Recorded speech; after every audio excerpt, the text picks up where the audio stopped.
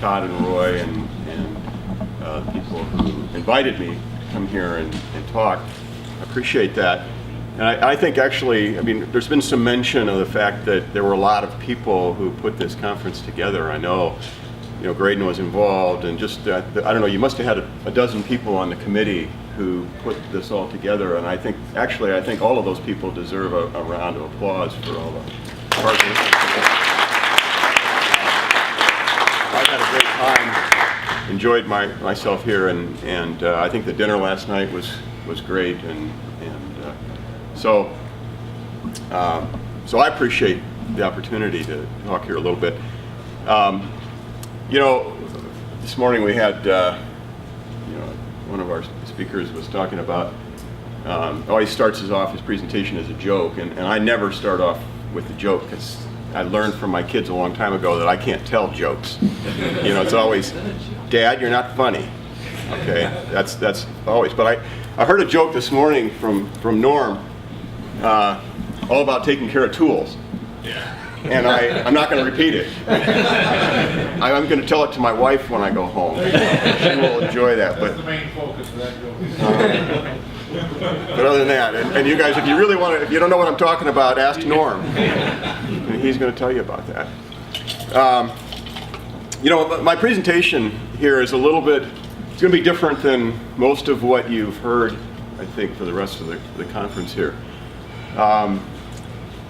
Because I've been working with biodiesel for a long time, and I'm, most of what we've been concerned with is how do we make biodiesel, or how do we make good biodiesel, or how do we sell biodiesel, and where do we get the feedstock from, and those kinds of things. And it's very much it's a very business focused, even though it has a lot of technical aspects to it, a lot of science involved with it. But we have a tendency to, I think, to kind of say, well, the science is simply a tool that we're going to use to get there. And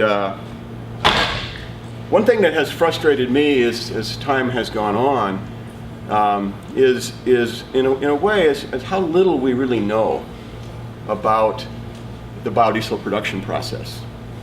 There's a lot of really very fundamental things that are going on during biodiesel production that we don't understand. And I think the only way that we can really get an understanding of those is through is to try to apply the best science that we have, or the best engineering that we have to those problems. But part of it is also just understanding what are the questions. What is it that we'd really want to know? And that's always the justification given for people who want to do modeling of these processes. I used to do a lot of modeling work earlier in my career. I would model engines, because that was where I got started, was looking at diesel engines and analyzing them and trying to model their performance with computer programs, so you could enter into the program, here's the speed I'm running at, here's the throttle setting, here's the altitude or whatever it was, and the program would tell you then what the engine was going to do at that condition. It would tell you what the emissions were, how much fuel it would require. I mean, it would tell you all that kind of information. My dad was always a kind of an old style engineer, a great engineer. I mean, from all my life, I know I've lived with this burden. I know I'll never be the engineer that my dad was, but he came to me and he said, yeah, give me an example of how all that modeling work you're doing has ever made a better engine. And I don't know that I could ever do that. I mean, it's true. All that modeling work, we understood engines a lot better, and there was a certain satisfaction, I think, in that. But I'm not sure that we actually made better engines as a result of that. Because a lot of times what the modeling work does is it tells you things that when you see those, you think, well, that was kind of, yeah, that made sense. We knew that all along. Although in reality, we didn't really know it all along. But it makes so much sense that we realize that, yeah, that's obvious. So really what I want to talk about today is actually taking a step back, maybe, back to kind of the roots or the origins of biodiesel and asking some questions that maybe we should have asked then, but we were in such a hurry to make fuel, sell fuel, that we just kind of said, gee, put that stuff in a reactor, stir it up. Yeah, if a half hour is not enough, well, do it for an hour, okay? And if a half hour is not enough, we can go longer. But without really worrying about why wasn't a half hour enough, or what was actually happening in there. So I'm being, I know, real vague here, and hopefully it'll get more clear as we go along. So what I want to start off here really is to talk about kind of views of biodiesel production. How do we usually look at it? And talk about that a little bit. And then, can we learn something from looking at biodiesel production in a new way? And the new way that I'm proposing is from a more microscopic perspective, of trying to look at some of the real details here. When we talk about biodiesel production, and I've taught a lot of workshops over the years about biodiesel production, and we always start with this chemical equation. And if you've got people in the audience who have some chemistry background, they look at that and they say, yeah, okay, I knew that already. And then the people who don't have much chemistry background, they roll their eyes and think, well, I'm not going to get anything out of this, right? So this by itself, it's just, I guess we always feel like we have to start with that, start with the chemical perspective. And it helps us to get information about recipes and things like that, but ultimately it's not a big help towards understanding what happens when you make biodiesel. So the next level that we might go to is we say, okay, there's a number of steps in the process to make biodiesel. You're gonna put oil and methanol together. You're gonna react them together in some kind of reactor. Then you've got to settle out your glycerin, and then, well, your biodiesel at that point is really not going to be, it's not going to meet the specification, so you've got to do some purification or some cleanup before you actually get your finished product. So we're trying to expand our view and look at it in what we think of as a more comprehensive way. And then sometimes we may go even to more detail, is try, okay, what are all the steps, or what are all the little processes that occur in a biodiesel plant? And let's lump those together in some way, or put them on a diagram and talk about what are the intermediate streams and things like that. So we're good at this kind of stuff. We can develop these process flow diagrams, and we can talk about biodiesel production that way. But what I want to really talk about today is sort of breaking away from that a little bit, talking about biodiesel production in a little bit different way. Let's look at what's happening on a small scale. And the questions we should ask here are things like, what affects the speed of the reaction, and why? Why is that affected? Is there a way, and this is sort of the practicality angle that we use to justify doing any of this work in the first place, right?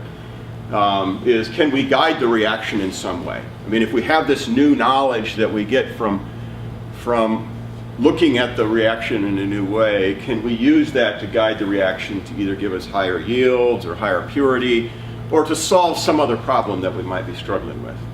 And maybe we can't, because a lot of times what this kind of modeling does is, all it does is tell you things that you felt like, I already knew that. Okay? I mean, it confirms things that you already knew. But in some ways, I think of modeling as it's almost like a library where you take everything you know about something and you put it into that model. And now anybody else who has access to that model knows just as much, or has the ability to make the same kinds of predictions about it, even though they may have just entered the field, compared to somebody who may have been working in it for a long time. So that's kind of the background of what I want to talk about here. But let's think about biodiesel production here for a minute. And one of the big issues that we have to deal with is the limitations imposed by methanol solubility in a triglyceride. So This is a curve over here that shows the solubility as a function of temperature, because the solubility, or the amount of methanol that will dissolve in oil, gets better, gets more soluble as we go up in temperature. And this happens to be the curve for methanol. And if we were to run our reaction at somewhere around 60 to 65 degrees C, which is 140, 145 degrees Fahrenheit, which would be a pretty common reaction temperature for making biodiesel. What we find is that there's only about a solubility up around 10% methanol. You can only get about 10% of the oil volume, or the oil weight, to dissolve in the methanol. Sorry, in the oil. But we usually put more methanol in than that. Right? We put in more than 10%. 10% would be about close to the chemically correct amount, and we quite commonly will double that. So if we're adding 100% excess methanol, we're putting in probably, or half of what we put in is probably not soluble in the oil. Okay. So what happens to that? What happens to that extra methanol? Well, it exists as a separate phase. It forms small methanol droplets. Now, I want to show you a second diagram here, because that's only half the story. Because that says, okay, I've got my oil, and I put methanol in it, and I'm putting in more methanol into that oil than is soluble in the oil. That means I'm going to have methanol droplets in there. But the second question you should ask then, okay, now you have a methanol droplet, how much oil is in that droplet? Okay, because I've got two phases now floating around here. I got the continuous phase, which is my oil, and I've got these little droplets of methanol in there. But there's some methanol in the oil. There must be some oil in the methanol. And the way you show that kind of information is with a diagram like this. It's called a binary phase diagram. And this information over here on the left side is actually the same information we were just looking at. It's telling us what the solubility of methanol in the oil is. And here, this particular set of data says that it's 60 degrees C for 3 different oils. And there's some differences here between different oils. They're saying it's about 8% or so. So it's a little different than that other data, right? Somebody else collected it, they used a different oil, they measured things differently. Shouldn't be too concerned about the fact that one person got 8, one person got 10. But the other line over here on the right side is that is the concentration then of oil that is in those methanol droplets. It's sort of going to be 1 minus that, because this is the concentration of methanol. What we see actually, it's about 99% methanol, which means we only left about 1% for the oil.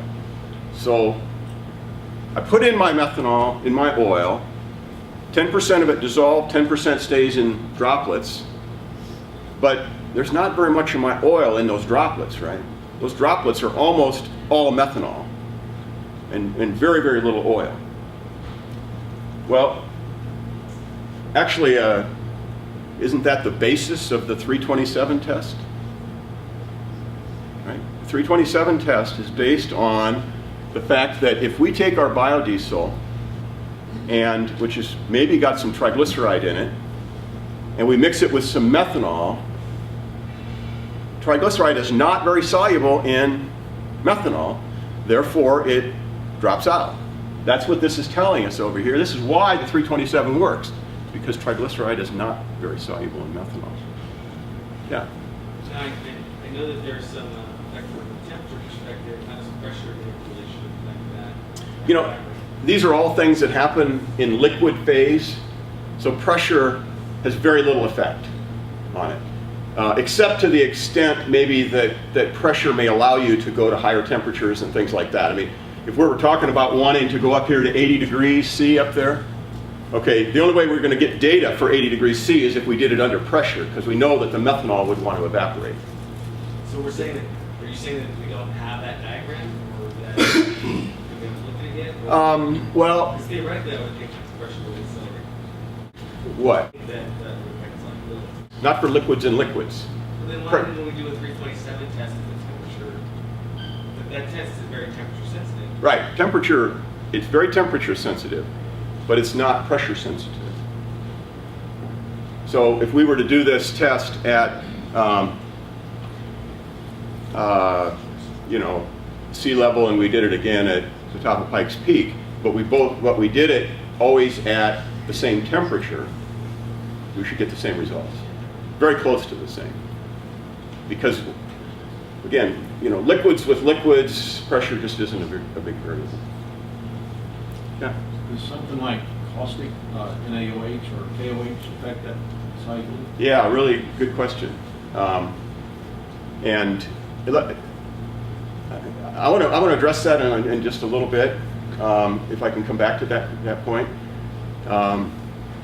But I guess the question might be is why might you expect that it would have an impact, big or little? We don't know yet, but why might you expect that the caustic might affect this? If you look at the solubility of the caustic both in the triglyceride and in the methanol, and what do you make when you put either of the two together? I mean, when we talk about solubility, if you know, we always talk about polarity, right? I mean, that if you have a chemical molecule, chemical molecules can be polar or non-polar, and if you're not used to looking at these things, and I don't make any great claims to be an expert at it. It's not always obvious when you look at a molecule and say, you know, a chemist will look at that and they say, well, that's going to be a polar molecule. And another one that look at it and say, that's non-polar. And I've always kind of looked at that. Are you sure? You know, I mean, or that's really polar and that's not quite as polar. But there are some things that we know are not polar. And triglycerides are not very polar. Okay? Methanol is pretty polar. So yeah, they're kind of soluble in each other, but not real, and that's why we have this problem. But if you start to add things like catalyst, caustic or something, which will have a big effect on the polarity in there, you'd expect it to affect the solubility. So I think that's a really good question. And that's what I was going to say later, so I don't need to get back to it. All right, so really if we have that solubility stuff in our minds, we look at what's happening in this initial reaction. We got the oil, which is our continuous phase. We've got these droplets of methanol floating around, which really the catalyst is much more strongly attracted to the methanol than it is to the oil. In fact, you can run this test sometime if you want. If you're going to make some biodiesel, you can take your oil, your methanol, and your catalyst, and you mix them together, and then, you know, stir it, shake it, do whatever you're going to do for, say, a minute. You say a minute, that's not long enough for any real reaction to occur. But take it a minute, and then separate them. If you have a centrifuge, it's more convenient, but somehow separate those back out again. And what you'll find is, yeah, you don't have much reaction up to that point. The oil will separate from the methanol catalyst fraction. And when you do that, you'll find that all of your catalyst is over with the methanol. There's almost no catalyst with the oil. So that tells us then that in this oil phase out here, there really isn't any catalyst there. So I'm saying due to its low solubility, 50 to 70% of the methanol is distributed throughout the oil as small droplets. The catalyst is more attracted, so it's hanging around with the methanol. The methanol in the oil phase out here, the distributed phase, that's got about 8 to 10% methanol, methanol, and then the oil inside these droplets is at less than 1%. Now, also we're projecting ahead here a little bit because I haven't talked anything about glycerin and methyl-esters, but we know that glycerin is not very soluble in methyl-esters. Virtually insoluble if they're just two things all by themselves. So we kind of have a similar kind of droplet problem on the back end of the reaction, where we have glycerin, which is also a magnet for the catalyst, floating around in a bunch of methyl esters. And if you have this kind of a situation, and you have, whether we're talking about this one, methanol and catalyst, or the other one with the glycerin, the big problem is, okay, in order to have a reaction take place, we have to have methanol, we have to have oil, and we have to have catalyst. We need three things to make a reaction. And where is the only place in this system that all three of those things are available at the same time? It's right there on the surface of the droplets, right? So this has always been the argument for why we have to agitate the mixture, we have to stir the mixture. It's because we want the reaction to occur. The reaction can only occur on the surface of the droplets. If we want the reaction to occur faster, then we need more surface area. And if we get smaller droplets have more surface area than big droplets. So we have this standard philosophy: the more I can beat up that flow, the more I can beat those droplets so that they get smaller and smaller and smaller, faster my reaction will be. And that makes sense because we've got more surface area for that reaction to occur. We talk about that, well, we talk about this kind of reaction. I mean, have you heard of that term before? It's a mass transfer limited reaction. Who's heard of that term before? Okay. It's a mass transfer limited reaction. The question I guess I would ask is that right? Because when we talk about this, what we mean by that in a physics sense, and I'm not a physicist. Okay, maybe we'll turn this over to somebody else could talk about the physics. But what we mean by that really is that we know that there's methyl ester accumulating on the outside here. It's being made somewhere internally here. Okay. In the vicinity of the boundary of that droplet. We have to feed that reaction with oil from the outside, and then we're generating methyl ester in that reaction region, and then that stuff's got to get out of the way, right? Because if it just accumulates there, you can't get any more oil in. So we have to get rid of it somehow. We have to get it out away from the droplet. So those processes, I mean, why would that happen? Why would that oil find its way to get into the methanol? And there's a very fundamental physical process that makes that happen. It diffuses in. It's the same kind of process. If I were to set a jar of ammonia here, take the lid off on the front of the table here, in 15 seconds, the people in the front row here, they'd start to smell that, right? And then 30 seconds, 60 seconds, the people farther back would start to smell it. Right? Because that material, that ammonia vapor, is going to move from a region where it's plentiful to regions where it doesn't exist. If we waited long enough, then we would find that ammonia would distribute uniformly around the room here, and it would all be the same. But we might have to wait a long time for that to happen.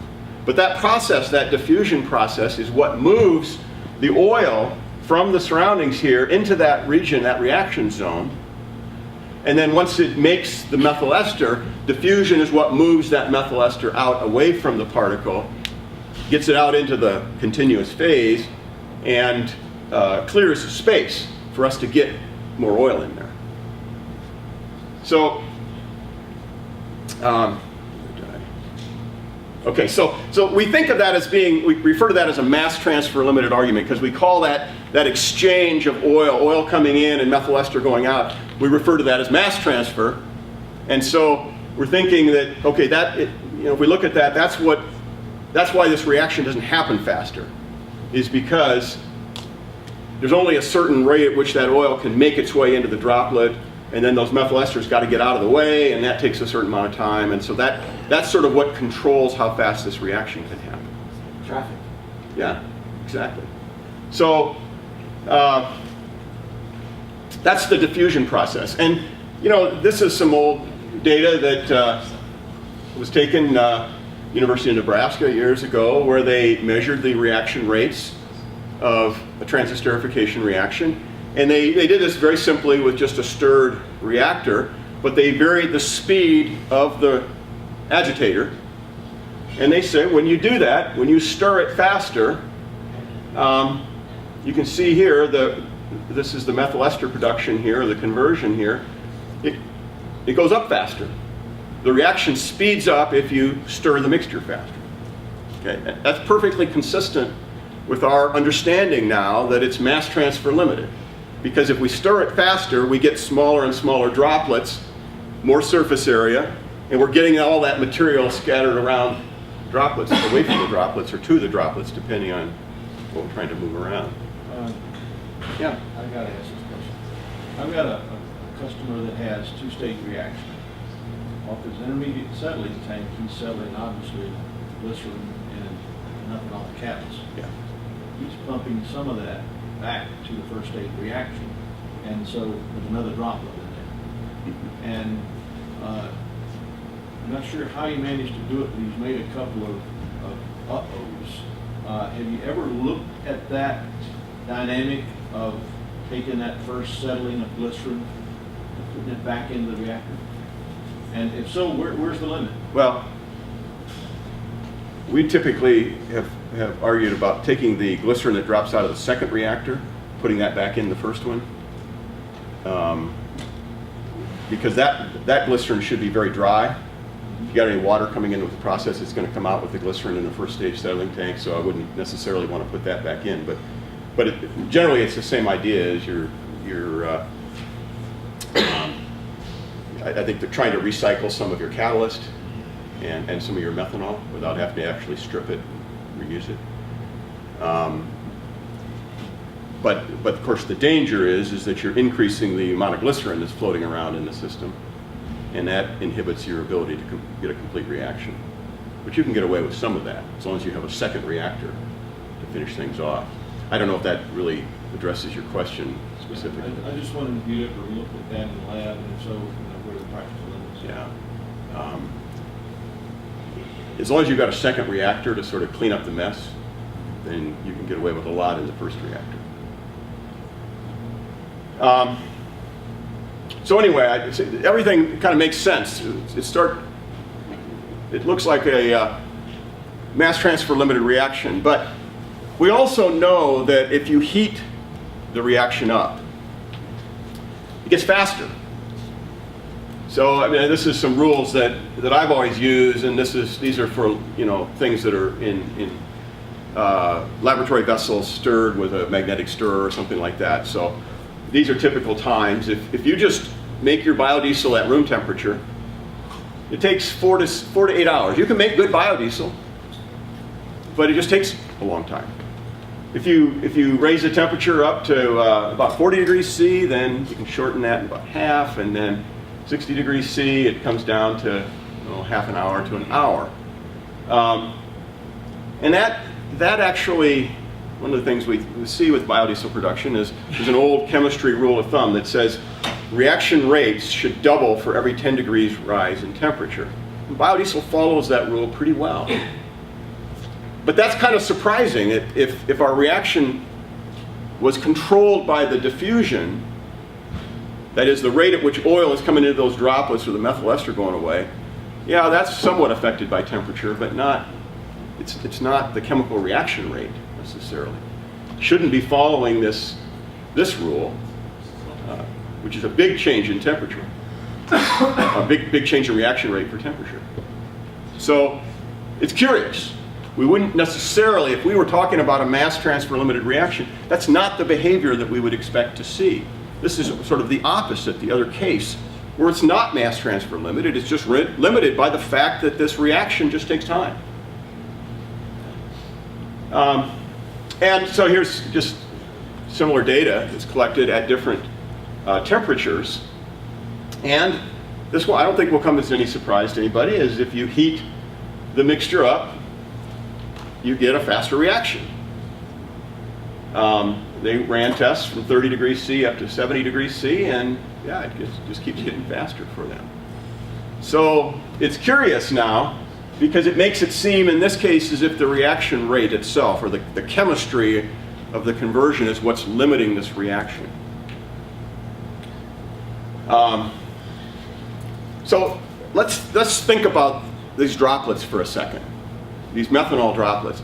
So I got a diagram here. This is, the red line here is my methanol droplet. Now it's as big as the screen here, but how small are these droplets really? Yeah. From my perspective, some of the temperatures you talked about, that's what methanol is. So there's a rate of confused about that. Well, so you're talking about operating above the boiling temperature of the methanol? Yeah, without any pressure? Well, that's what I was going back to that. Yeah. I understand where this is going. Yeah. Say, yeah. I would say that most people are running their reactions at atmospheric pressure at temperatures below the normal boiling point of methanol so that they don't get the boiling effect. I mean, if you had some boiling, it's not going to be the end of the world as long as you have a way to recover that methanol. Especially if it's so much excess. Yeah. But I'm assuming that the methanol is existing in the liquid phase. It's existing as one of these droplets here. So I have that's what that is, that's representing a droplet. And what I'm trying to show here with these curves are different cases, different possibilities of the concentration of triglyceride, which is our main reactant here, as that comes into the system. And I'm just, these are 4 lines here that I'm showing here that represent sort of different cases.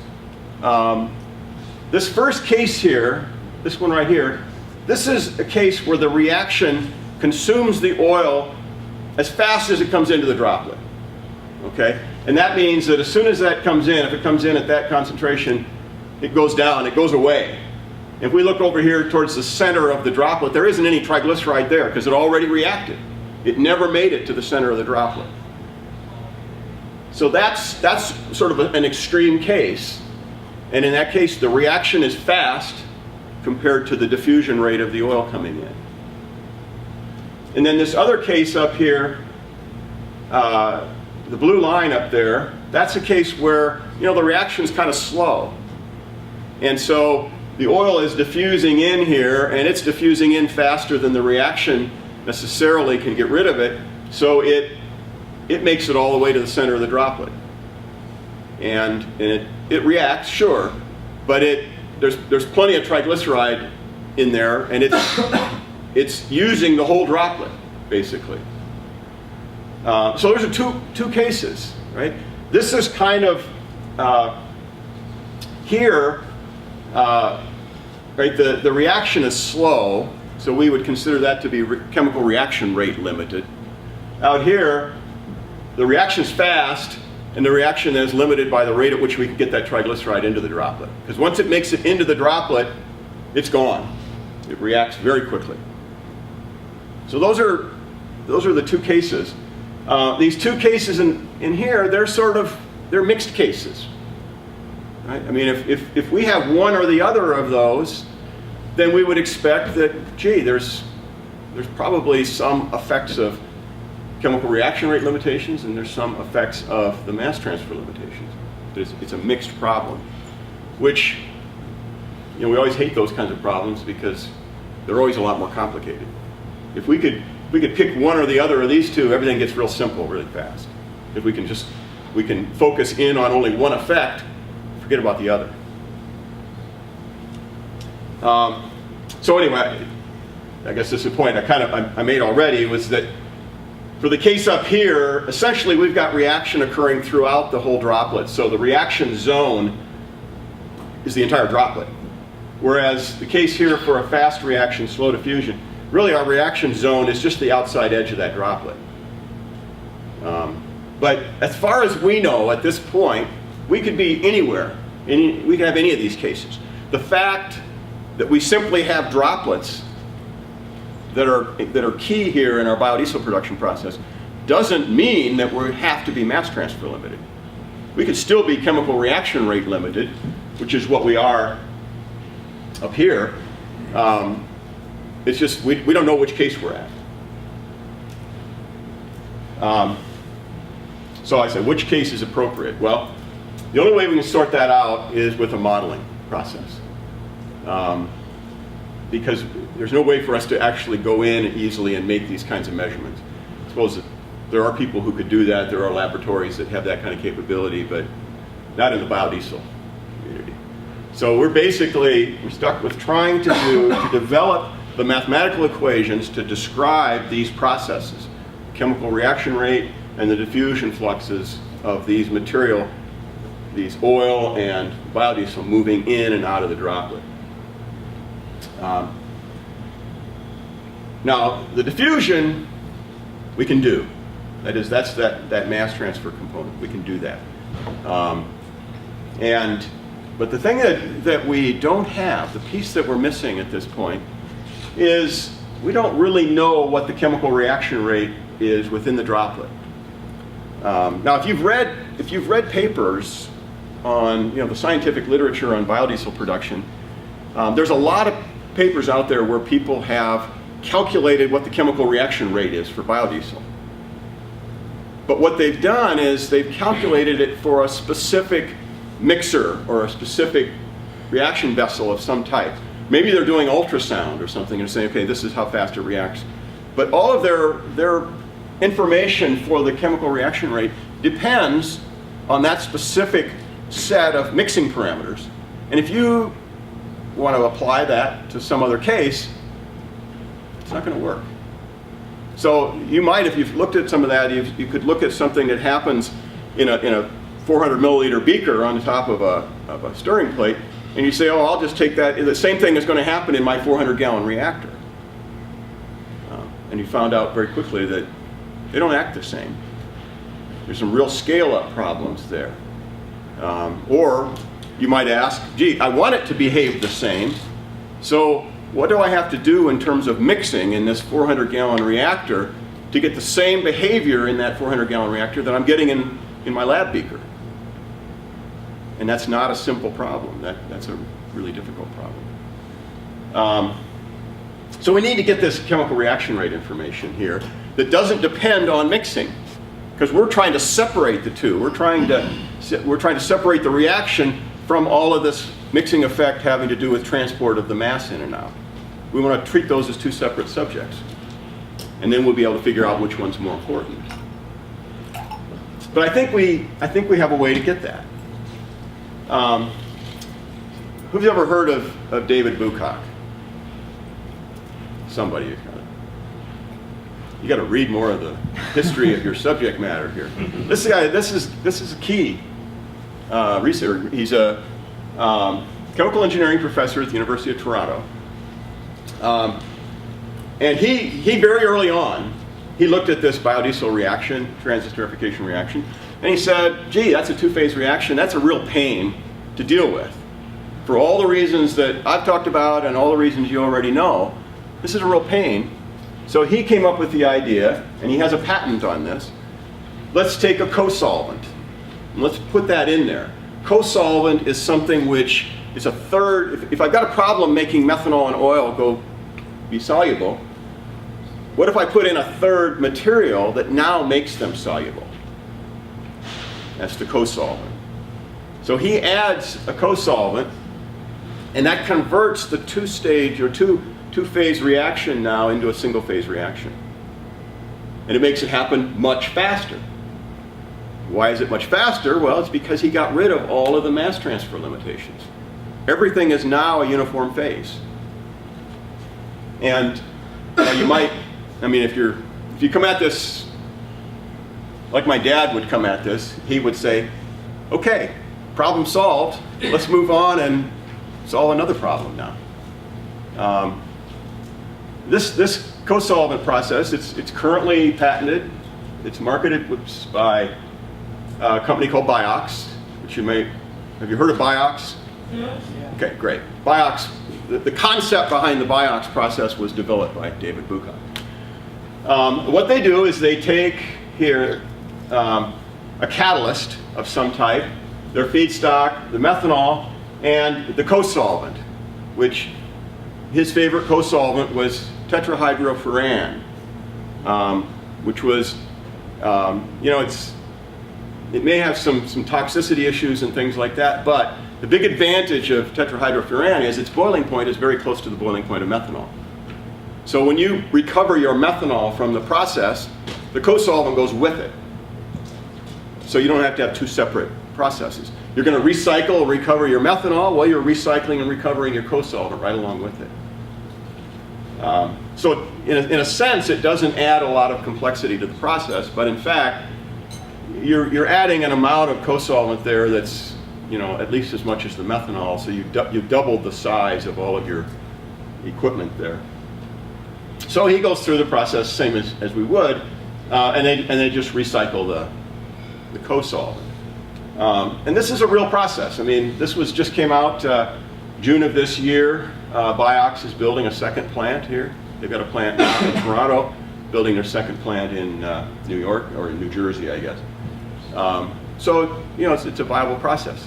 Yeah. The question is it also makes the glycerol solvent as well? So Yeah, it does. you don't have to even separate that out. Right. Right. You pull that off, but you know, a lot of people want to pull the methanol out before they do glycerin separation anyway, just to get a more complete glycerin separation. So if you pull the methanol and the co-solvent off, then the glycerin drops out. Yeah. So, but you're right. I mean, it's a very effective co-solvent, and it makes everything soluble that's in the system. It makes the whole system a single-phase system. Is it a risk for every state? I think there is using THFU. Somebody's using, you say, using I said there are issues with even using co-solvents here in California. There, you know, it isn't, I don't know how broad his patent is. There are lots of things you could use as a co-solvent. And so the idea, I don't know if THF is the right one.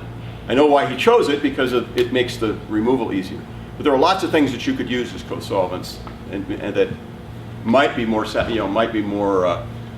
attractive to regulators. Do you think this is more viable than using the feature of maybe a metal oxide there? I'm not advocating this. I'm I'm going to use this as a data source, because I don't think you need to have a co-solvent, is the bottom line. I just think it makes the chemistry really elegant, because it gets rid of a whole problem that you have, but it makes your process more complicated when you do that. Right? So I didn't mean to advocate for them. I'm not getting paid by Biox to say anything. Wouldn't adding the co-solvent presumably make it easier to get more complete reactions? Well, you know, it's an interesting question, and this is kind of what I had been thinking about here. Let's take a step back and think about, if I had a co-solvent and I've got my catalyst in there, suppose I'm running at, let's just say, 0.5% sodium methylate as my catalyst. That's what I'm using. Should be enough for a good reaction if I have a high quality oil. 0.5%. If I have methanol droplets that form roughly 10% of the mass of the system, right? Because half of my methanol, you know, I'm putting in 20% methanol by mass, half of that's in the droplets, so that's 10% of the mass of the system is in the droplets. And that's where the catalyst is. Right? Then the concentration of catalyst isn't 0.5% anymore. It's 0.5% for the system as a whole, but because it's all concentrated in a droplet, the catalyst concentration is more like 5%. So those little droplets, they're not the villains from one scenario, right? Those are catalyst concentrators, right? They're little reactors there that have very concentrated catalyst that can do some good things for us in terms of making the reaction faster in that zone. So I forgot your question. The idea of changing this to a single-phase reaction, how would that affect completion rate? Yeah. Not necessarily speed, but completion. Right. I mean, to me, it's not necessarily obvious that having a single-phase reaction is desirable, because your catalyst is now diffused over the entire mixture, as opposed to being concentrated at a higher level. And that's the thing you've got to run some tests to see which would be. You know, the Biox claim is single phase is better. Back here, and then I'll come up front. I have one question. The basic for using a co-solvent? Is it to increase, to split the methanol molecule in much smaller amount? So you create the surface area, is that what it is doing? Well, there is no surface area effect now because, yeah, now I got molecule to molecule. I mean, they're in direct contact because they're all part of the same mixture. No, what I'm saying, you have the molecule here, you have the co-solvent. The problem you had before, you never had enough surface area. So Yeah. you couldn't make the treatment process as quick as possible. Yeah. Does this new thing that we added, is it splitting this in two? It's- and creating more surface You area? know, the co-solvent is essentially, from a chemical perspective, it's inert. It doesn't participate in any of the reactions. All it does is, It's catalyzed? no, not a catalyst. It doesn't participate in making the reactions happen faster chemically. All it does is help you to put the oil and the methanol closer together so you don't have these interfaces, droplet interfaces. So it doesn't, it's not a catalyst. It comes through, you know, I guess in that sense it's like a catalyst in that it doesn't participate in the reaction and is itself reacted. Just a quick question. Does that mean in this process you could not need the other 10%? You could add less methanol because now you've got this single phase. It's not necessarily, because that methanol is dictated by an equilibrium situation where we just, and I've got a slide later on that addresses that equilibrium situation. Let's come back to that question. But I think the answer is probably not. I mean, it's not. In fact, he uses a lot more methanol than we would typically use because he's diluting his methanol with all that co-solvent. So to get enough methanol to be around, he's got to add a whole bunch more, which is another kind of disadvantage. What about methanol recovery? How with the co-solvent blended in, would that affect you be able to reuse methanol? No, that's what he, this is his methanol recycle right here. Okay. And the methanol and the co-solvent are going back together. He's using a distillation process. Right, because he wants to separate the water. Right. If you're just recycling that stuff all the time, if you have any water that comes in with your feedstock, you're just recycling that water as well and it accumulates. So he did realize that he's got to have a water outlet here, and he uses a distillation to do that. But the distillation is such, because the THF and the methanol have the same boiling point, they just distill off together. Just a housekeeping, we're gonna run a little bit late, but 30 minutes.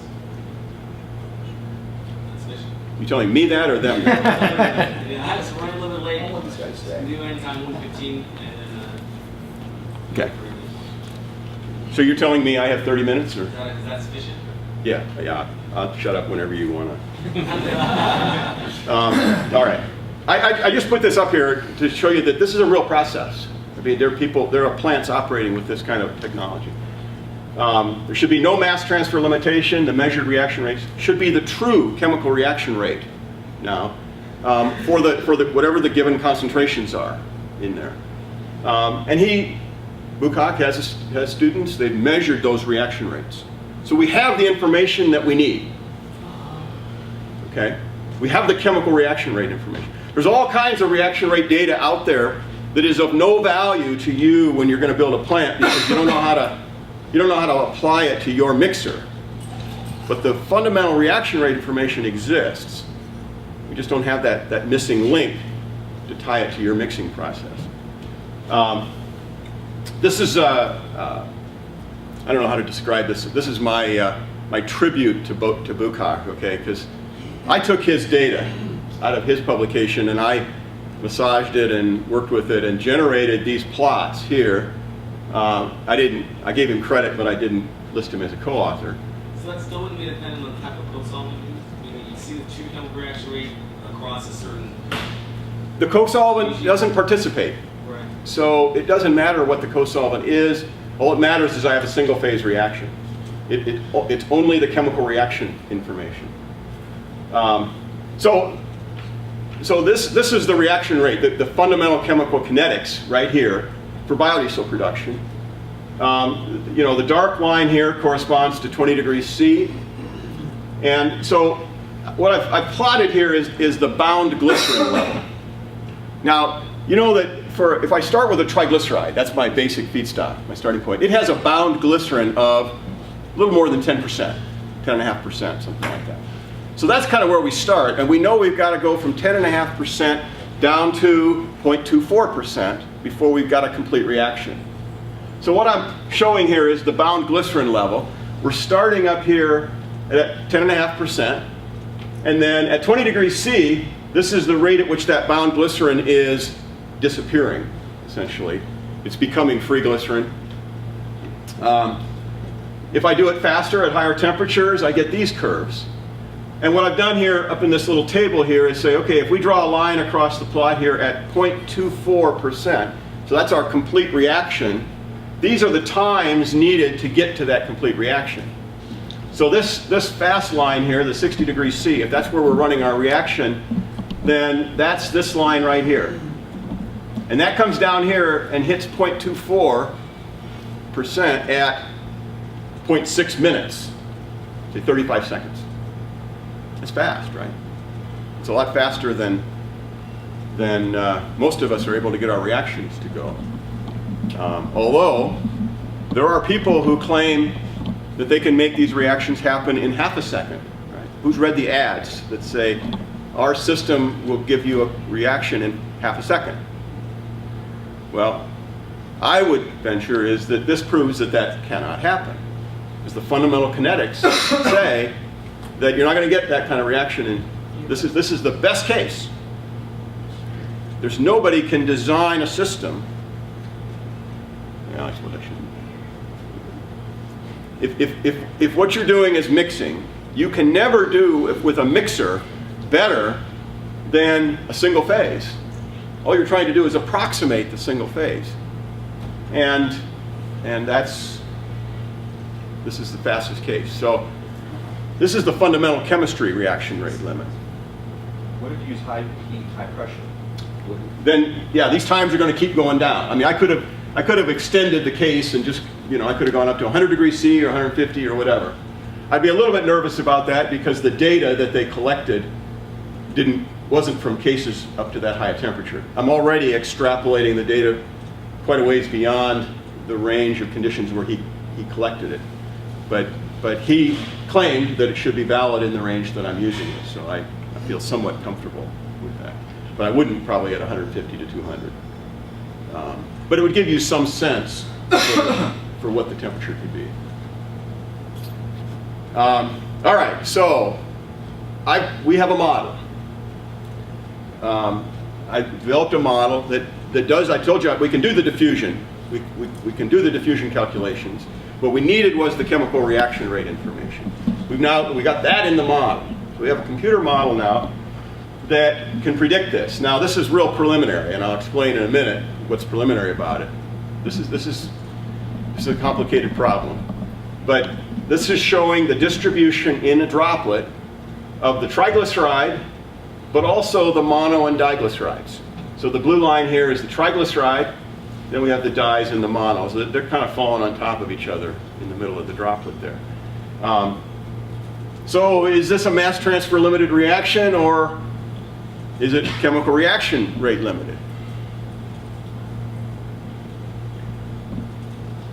Well, we traditionally thought they still react, right? So But- you would still think that they're, again, this complex tool, that they're going to react with those distributions that it's not in order. So you But- have to go through a certain partial material against it. Yeah, but I'm just kind of looking at this diagram, and I'm just asking the basic question, like, because the last time we saw this kind of a diagram, we said, okay, one case is reaction rate limited, that was the flat one at the top, and the other was the mass transfer limited rate. This is kind of in the middle, right? It's pretty close to that one where I said both cases are important. Okay. I think that that's a fairly important conclusion. I can't tell you exactly how you're going to use that to make better biodiesel. But I don't think we should be calling this a mass transfer limited reaction anymore, even though I've done that for years. Because I think chemical reaction rates are very important in this reaction. Now, I did say this is preliminary. And there's a reason for that is because there's still some things in there that are not in the model yet. That could have a they do have a big effect. And that's what I want to talk about here for just a minute or two. Some important factors are not yet included. We don't have good data for the limits of the solubility. We have data for the limits of solubility of the triglycerides in methanol. That was that binary phase diagram I showed you at the beginning. We have really good information for that.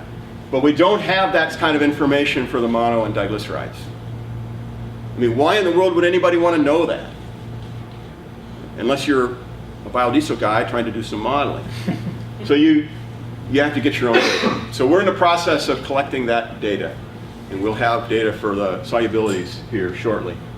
Then the other thing that we haven't included here is something called surface tension. And probably most of you have heard of the idea of surface tension, but just let me mention here for a second that if we talked about if we want to speed up the reaction, we need more surface area. We need to break the droplets up. But there's something which is working against us. A powerful force at this microscopic level. A powerful force is working against us, and that's the surface tension effect. Now, you know that if you look at droplets, anytime you have, like, if you're looking at air bubbles coming up through a glass of beer, or if you have oil droplets in water or water in oil or whatever, if you look at those droplets, they all tend to be spherical. They're round when you look at them. And why is that? Tension. It's the surface tension effect. There's nothing like a membrane or something. There's not something that is encasing those droplets. But in reality, that's the way they behave. It's as if we had a basketball in there that actually has a shell on there. And that shell is trying to minimize its area, and the sphere is the minimum area. So that's what forces everything into a spherical shape. And even if we have liquid in liquid, like we have we don't call it surface tension anymore, we call it interfacial tension, but it's the same idea. Because surface tension really is just interfacial tension between the surface and air. So we have this internal pressure within the droplet, just like you think of a basketball. That's causing that membrane, that exists around that thing. Well, imagine if I had a basketball and I wanted to make two smaller balls out of that. It'd be a pretty tough job, right? I mean, because it's the pressure in that ball that's causing it to have that kind of shape.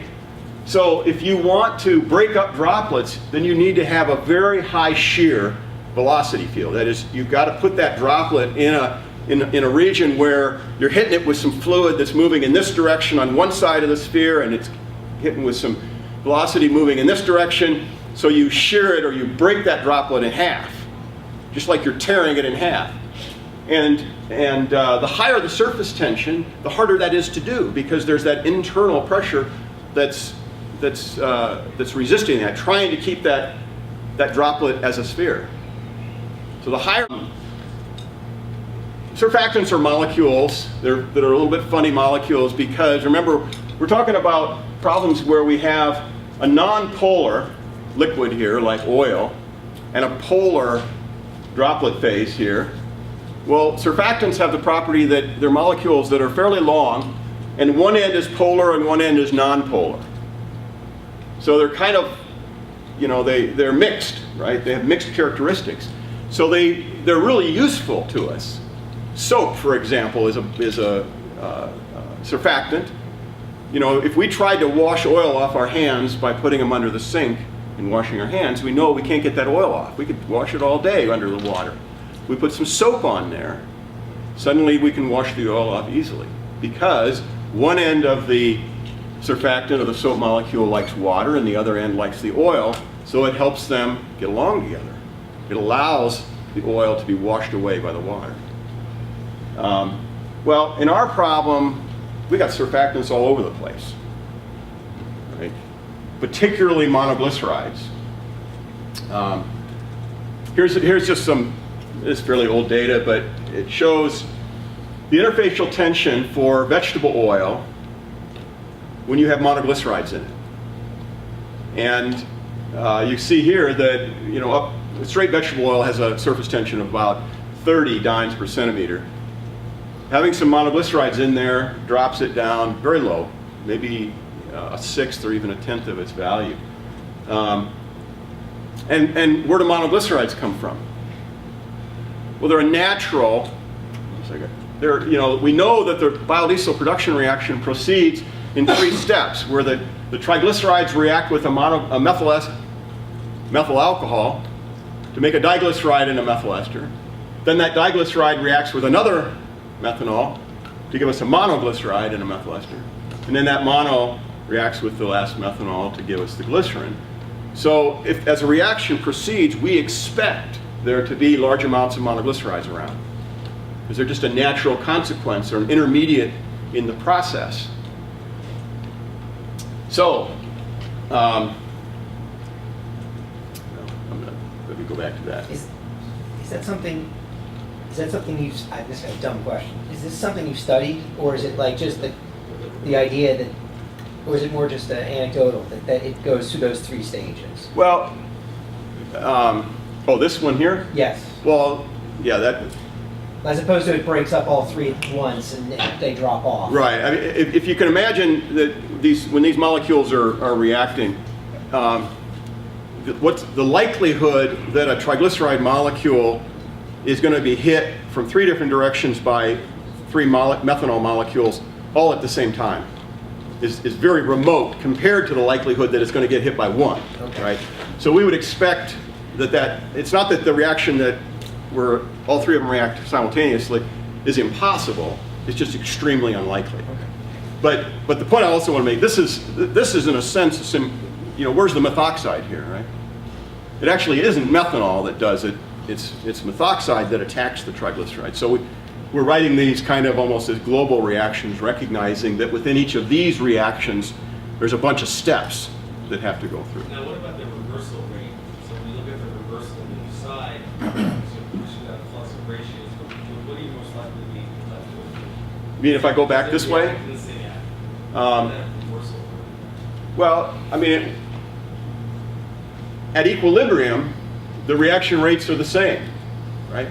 So if I have taken my reaction in reverse, and then I do something dumb, like take all my methanol away, we saw a discussion this morning, it's what's going to happen. That glycerin and methyl ester will react together and give me some methanol and also some monoglycerides. So yeah, you want to be really, really nervous about taking out methanol when you have methyl ester, glycerin, and catalyst still in your system, because you're creating a situation where the reaction will reverse. But if there's methanol around, it shouldn't react. I mean, there's kind of a standard thing. I read this occasionally on the internet some places. Somebody says, well, I react for an hour, but if I let my reaction go for more than an hour, then the reaction starts to go backwards. Well, that doesn't happen. Okay? Unless they've got a reaction system where they're boiling methanol off of it. They got a big open tank in the backyard. After an hour, they boiled off all their methanol, and now the reaction will go backwards. Okay, but the problem wasn't the chemistry, it was just their methanol control. Atoll. So kind of you want to get everything to completeness and cool it down and coalesce all the glycerin and methanol on right away before it starts going the other direction. You know, I knew somebody was going to say, what is all this good for, right? Because you want to draw a conclusion. I'm just trying to impress you with the beauty of the physics here. Because I don't know the answer to your question yet exactly. I haven't figured out exactly how I'm going to use this to make a better process. Okay, but I know there's got to be a way. Because if you really want to understand and design the best process, I think having an understanding of these kinds of questions has to help. So I don't know the answer to your question yet. Ask me next year. Let me just, one more point here and I'll finish up. You may have seen a diagram like this before. This is the diagram that corresponds to the effect of adding extra methanol. This is why we don't just add the chemically correct amount of methanol. Here, the axis down here at the bottom is the amount of methanol that you put in. So when they say 3 here, that's 3 moles of methanol or 0% excess methanol.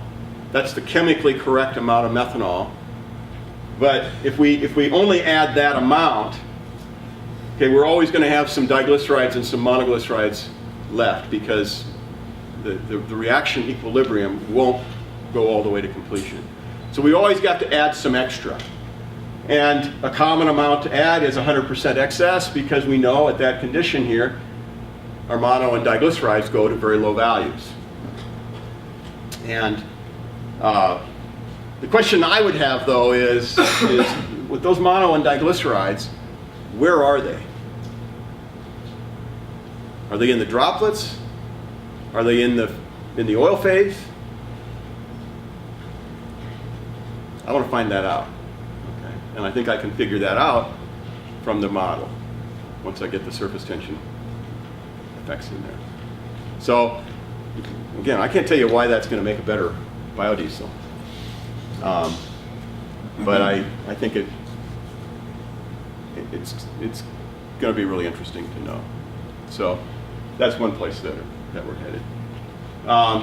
So modeling can tell us where the mono and diglycerides reside, whether they're in the droplets or in the continuous phase.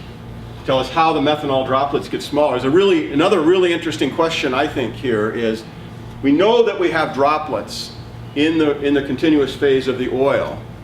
And we know we have droplets of glycerin in the continuous phase of methyl ester at the end. But what happens in the middle? Do the methanol droplets transition to becoming glycerin droplets? Or do the methanol droplets somehow go away? Which has been claimed by some people. Because some people will claim that, and I've claimed this, that yeah, after about 5 to 10 minutes of your reaction, something happens and you shift into a continuous phase mode. I'm not sure I believe that anymore. I think there's a fundamental change that happens there that involves the surfactants. Because when you start to generate a lot of monoglycerides, now your surface tensions go way down. And it's very easy now to create much smaller droplets. And so your droplet sizes may go from, I don't know, maybe you're at 100 micron. Now you can drop down, maybe your droplets are only 0.5 of a micron. Probably not that small. All right, so how do we get this transition to glycerin droplets in the methyl ester phase? Can we optimize the timing of the agitation and settling processes to get the fastest overall process? Now I'm starting to get practical. I'm going to answer Atul's question. I'm just not there yet. So there's still a lot of work to do. Okay. Because we need, we have models for the surface tension, but we don't have the data. So we're in the process of collecting the physical data that we can plug into the models then and make the predictions. So, talked about all that. So I think we've probably burned up my 30 minutes, but if we've got any questions left, I'd be happy to talk about those. Over here. One thought I was thinking is if you, well, first of all, there's two questions really. One is, what do you think of a high shear pump versus a static mixer? Static mixer is a lot cheaper way to go, and I'm just curious because either way it seems like there's some agitation that's going to be done. The other part of it is, what about spraying the mixture of your co-solvent, methanol, and